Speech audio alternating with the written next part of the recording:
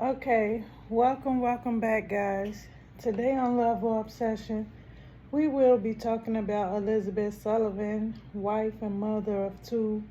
But I'm sure there was so much more to Elizabeth besides being a wife and mother. You know, as women, it's kind of hard sometimes getting back to ourselves when we are, deep in our roles of being mom or being a woman to a man. Um, Elizabeth's husband Matthew Sullivan murdered her. Authorities said he almost got away with it. He almost got away with murder. But okay, guys, it's episode 66, episode 3 for the YouTube channel. Welcome back, guys. Love or Obsession podcast, a true crime podcast. For my YouTube listeners out there, you guys. Elizabeth's husband Matthew murdered her. Authorities say he almost got away with it. When Matthew murdered Elizabeth, he kept her body in a freezer for 2 years. He was ready to move on with his life. Matthew moved Elizabeth's body from that freezer and dumped her into the San Diego Bay. Elizabeth's body was found that same day Matthew was taking his new family. They were moving to, one source said Baltimore, Maryland, but that's inaccurate because I think it was, what was it? It was in Baltimore.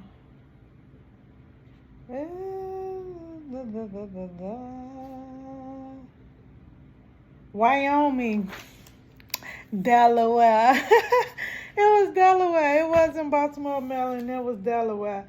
But that was where the sources differentiate, you guys. So I don't know if he went to Baltimore, Maryland, or Delaware, Wyoming. But I think it was Wyoming, though, to be sure.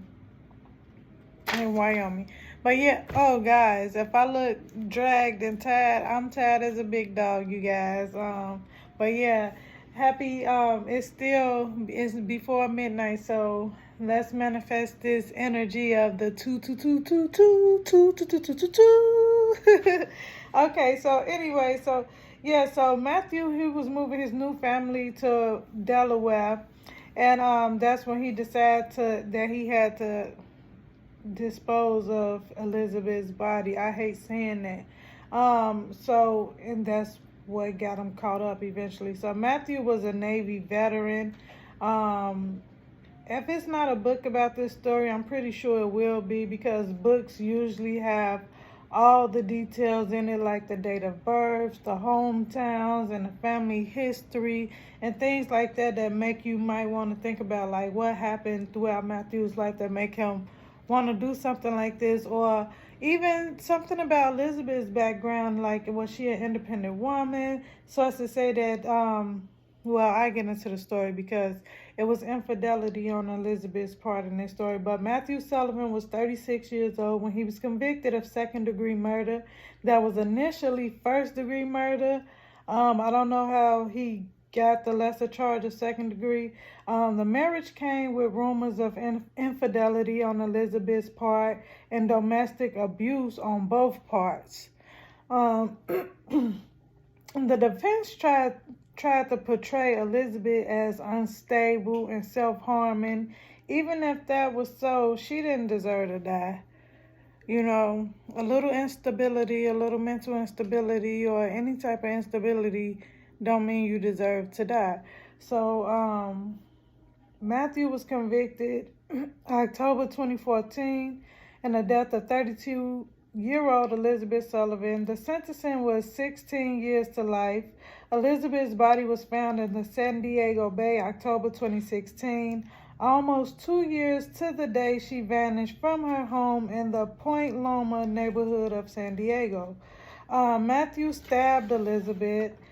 I didn't see any official records, but a bloody knife was found in the San Diego home that the couple shared. The knife was found by movers when they was moving Matthew things out of the home when he was about to make that big move. The blood was Elizabeth's. Matthew was arrested January 31st, 2018 in Wyoming, Delaware, and at the new home. What be sick about stories like this is how Matthew would talk about searching for Elizabeth and being exhausted with worry, like the whole time. That's what I'm saying. Like, what makes stories like this so sick is like how he talked about how he was worried and how he searched for her day and night. He's just so exhausted with worry, and the whole time he knowing that she not here anymore and he's the reason behind it. You know, like, don't be a sicko like that. You just a sicko, a real sicko, you know. Um But yeah, and he stabbed her and he beat her to death in a bedroom of their home because she had an affair and she was planning on leaving him.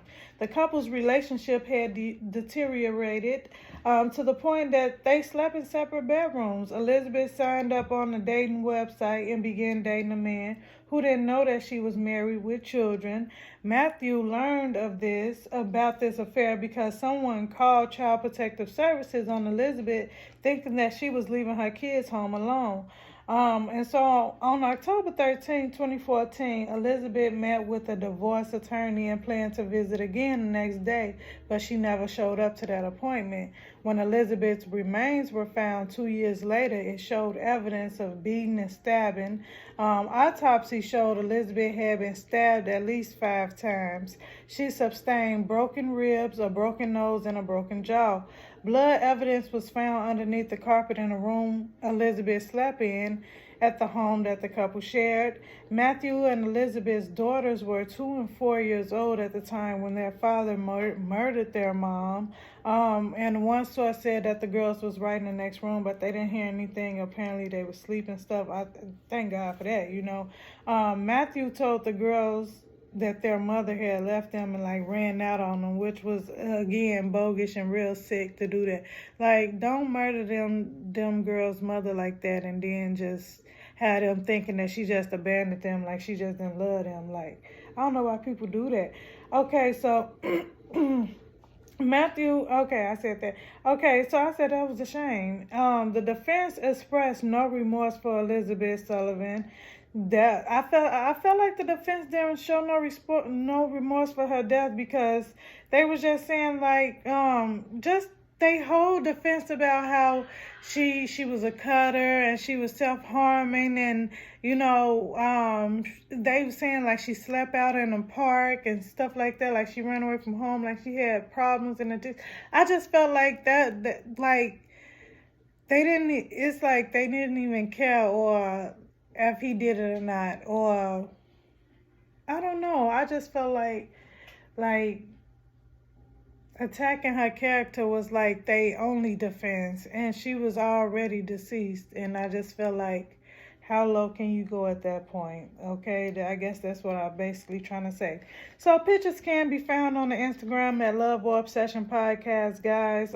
Please send all messages and suggestions to Love or Obsession Podcast at gmail.com. New episodes are released weekly. I'm not gonna stick to a certain day anymore. Just know that you will get a new episode weekly from Love or Obsession Podcast. The website is velmahood.com. Thank you guys for listening. I love you. It's Queen. Peace out. But yeah, thank you guys for listening. New episodes will be released weekly. For Love or Obsession, I used to say every Tuesday new episodes will be released, but I just say weekly because sometimes I do be a day late and $1 short. You know, charge it to my man and not my heart.